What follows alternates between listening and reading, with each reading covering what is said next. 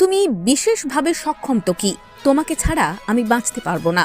এক বিশেষভাবে সক্ষম তরুণীকে প্রেমের ফাঁদে ফাঁসিয়ে টাকা ছিনিয়ে নেওয়ার অভিযোগ প্রেমিকের বিরুদ্ধে। আর ফোনও তুলছেন না দুষ্টু প্রেমিক। বলবো না, বলতে কি না আমি তোমার খুব ভালো লাগে, আমি তোমার সাথে প্রেম করব। আমি বললাম দেখো আমি প্রতিবন্ধী, ঘরে বলতে নেই, আমি বাথরুম পর্যন্ত করি, আমার মা পরিষ্কার করে।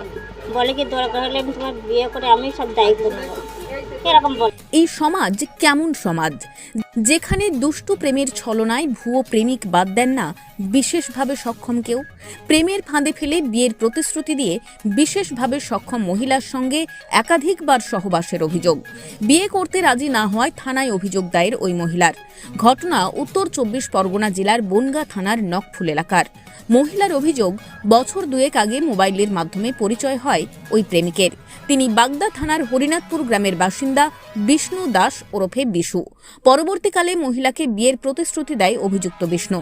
মহিলার অভিযোগ, বিয়ের প্রতিশ্রুতি দিয়ে বারংবার তাঁর সঙ্গে সহবাস করেন ওই যুবক। পাশাপাশি বিয়ের আশ্বাস দিয়ে মহিলার কাছ থেকে 30,000 টাকাও নেয় অভিযুক্ত। এরপর থেকে আর যোগাযোগ করা যাচ্ছে না প্রেমিকের সঙ্গে। বাধ্য হয়েই থানায় অভিযোগ দায়ের করেন ওই মহিলা। অভিযোগ পেয়ে ঘটনার তদন্ত শুরু করেছে বনগাঁ থানার পুলিশ। এখন দেখার এই ঘটনার জল কোন দিকে গড়ায়। ছেলের সাথে একটা ভালো খারাপ মেয়ের বিয়ে দিতে কেউ চায় না। ও বাবা মা বলে কি আমার ছেলে পাগল, তুমি প্রতিবন্ধী, তাই কি তুমি তো আমার পেটে হতে আমি তোমাকে জায়গা দিতাম না।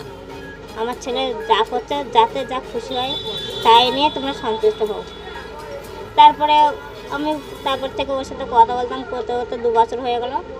তারপরে থেকে ও আমার সাথে নোংরামো করা শুরু করলো, যে আমার বিয়ের প্রতিশ্রুতি দিল, আমি 30,000 টাকা তুলে দিলাম, দিয়ে না আমার ফোন তোলে। আমি 50 বার করে ফোন করি, আমার ফোন কেটে দেয়। আমি কান্নাকাটি করি, ভীষণ কান্না করি, এতটা কান্না করি, আমার চোখে জলের দাম দেয় না। হ্যাঁ, বিয়ের প্রতিশ্রুতি দিয়ে সহবাস করেছে। ছেলেটার নাম কি? ছেলেটার নাম বিষ্ণু দাস।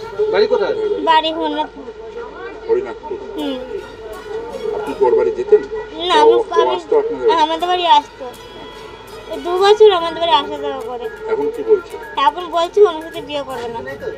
আপনি এখন থানায় এসেছেন? হ্যাঁ, আমি থানায় এসেছি যাতে ও আমার বিয়ে করে। আমার মান সম্মানটা খেললেন না, আমি প্রতিবন্ধী, কি আমার মান সম্মান নেই? আপনি কি চাইছেন এখন? আমি চাই ওকে বিয়ে করতে। আপনি যদি করতে না চাই তাহলে? না চলে হয় আমি মরবো, আর আমার যা টাকা নিয়েছে শোধ করতে হবে।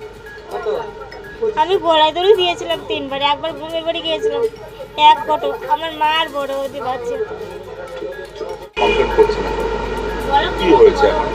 এখন কি, এখন মেয়ে আমি কত বলেছি বাবা তুমি ভালো চাইলে, আমার একটা প্রতিবন্ধী মেয়ে, ওর জীবনে এসো না বাবা, তুমি ফিরে যাও বাবা, আমার দেখতে পারো না। আর তুমি বুড়ি মানুষ, তুমি কি বোঝো? আমি সীমা ছাড়া আমি বাঁচবো না, আমি মরে যাবো। হাত কাটে, হাত পোড়াই, গলায় দড়ি দেয়, এখান তো নড়বে না। আর 2 বছর এখানে আসা যাওয়া করবে, সারাদিন থাকবে, সারাদিন থাকবে, রাত 10টার সময় চলে যাবে, আবার হয়তো 4-5 দিন থেকে গেল। হ্যাঁ, আমি কাজ করি, আমি কাজ করতে যাই, এইসব নোংরামো কাজ করে। হ্যাঁ, আমি বলি, আমি আমার বৌমা দিদি আমি বলাই যে আগে বিয়ে করো, তারপর এইসব করবে। উনি আগে এইসব, হ্যাঁ, বিয়ের কোনো প্রস্তাব নেই।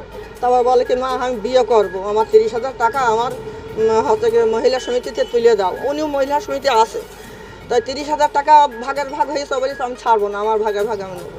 এই 30,000 টাকা তুলে দিয়ে বলে কি আমি রেস্টি বিয়ে করব আর গাড়িখানা জুত করবো। এই বলে সেই টাকা নিয়ে সেই চলে গিয়েছে, আর আসে না। ফোন করি,